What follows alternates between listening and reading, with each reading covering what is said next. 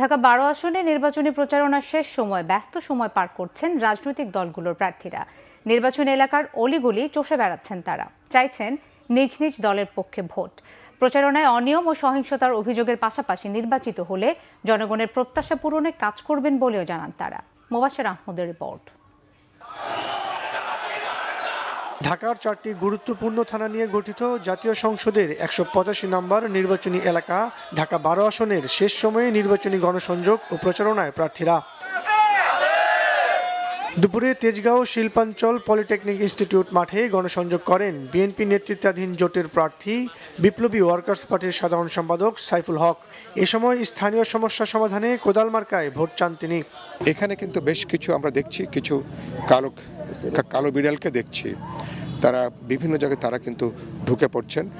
আইন শৃঙ্খলা রক্ষাকারী বাহিনীকে বলতে চাই, অনেক অপরাধী তারা নির্বাচনী প্রচারণার সুযোগে তারা কিন্তু প্রকাশ্যে তারা কিন্তু বেরিয়ে আসছে, এরাই হুমকি দিচ্ছে।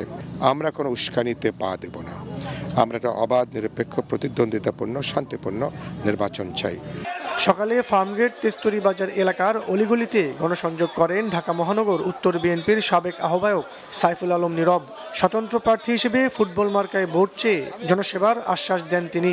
এই মাটির সন্তান হিসেবে আগামী 12 তারিখ এই এলাকার জনগণ ইনশাল্লাহ আমাকে আমার প্রতি ফুটবল মার্কায় ভোট দিয়ে ইনশাল্লাহ জয়যুক্ত করবেন। আমাদের দেশের কিন্তু সামাজিক বন্ধন একদম নষ্ট হয়ে গিয়েছে, ধ্বংস হয়ে গিয়েছে। আমি সারা বাংলাদেশের কথা বলবো না, আমি ঢাকা 12-তে সামাজিক বন্ধন সৃষ্টি করব, যেখানে বিভিন্ন ধর্মের, বিভিন্ন বর্ণের, বিভিন্ন দলের মানুষ শান্তিপূর্ণভাবে সহাবস্থান করতে পারে। এটা নিয়ে আমি কাজ করবো ইনশাল্লাহ।